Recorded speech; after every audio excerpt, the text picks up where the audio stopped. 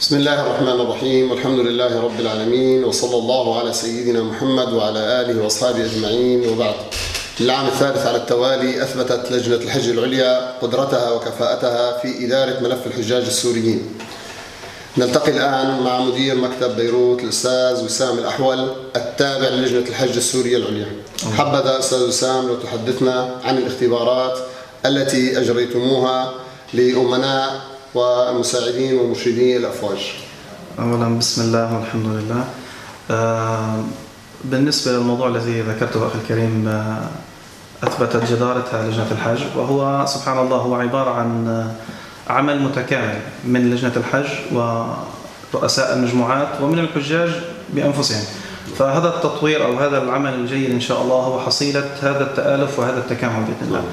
الأمر الآخر بالنسبة لموضوع الاختبارات، فهو أمر أحدث جديدا بفضل الله، وهو لأجل تطوير عمل لجنة الحج ولتطوير عمل الحملات. قامت لجنة الحج باختيار مجموعة من اللجان التي تعنى باختبار رؤساء المجموعات والمساعدين والمرشدين الدينيين، وبفضل الله كانت النتائج جيدة جدا. الرؤساء المجموعات هناك ثلة جيدة من رؤساء المجموعات الجدد الذين عملوا على تطوير أنفسهم الحمد لله وتم قبولهم. المرشدين الدينيين أيضا استقبلنا عدد جديد وإن شاء الله نوعية جيدة. والمساعدين كذلك أيضا بفضل الله هناك مساعدين جدد طوروا أنفسهم وتم يعني دراسة ملف الحج وتطويره بشكل جيد بالنسبة لهم. وإن شاء الله نسأل الله أن تكون هذه اللجنة يعني وعملها ليرفع سوية عمل الحملات بإذن الله. جزاكم الله خير. أستاذ وسام، حبذا لا تحدثونا عن موعد التسجيل للحج وما هي الأوراق المطلوبة؟ عادة ما يكون تسجيل الحجاج في شهر رجب من كل عام. نعمل في لجنة الحج إن شاء الله عادة على تقريب هذا الموعد، ولكن هناك سبحان الله بعض الأمور المتعلقة بملف الحج التي يعني تفرض علينا مواقيت معينة. وبداية يعني حيكون الشروط إن شاء الله نسبيا من الشهر الرابع ميلادي الآتي سيكون إن شاء الله تصدر فيه الشروط، وبعد ذلك إن شاء الله سيظهر لنا ما هي الأوراق المطلوبة للحجاج هذا العام. هي أوراق عادة ما تكون متشابهة مطلوبة كل عام، ولكن هناك بعض الإضافات الجديدة سيتم إقرارها إن شاء الله مبدئيا من الشهر الرابع.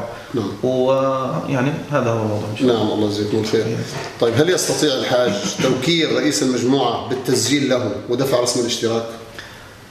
هناك نوعان من آليات التسجيل في لجنة الحج. التسجيل المبدئي وهو الأساسي الذي يقوم فيه الحاج بدفع قيمة رسم التسجيل الأولي.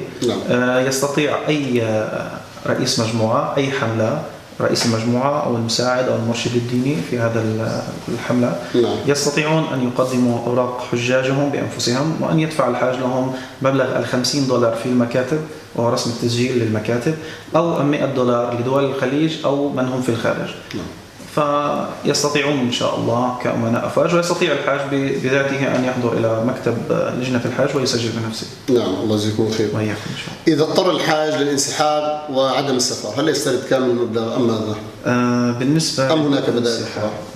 موضوع الانسحاب له يعني أكثر من وجهة.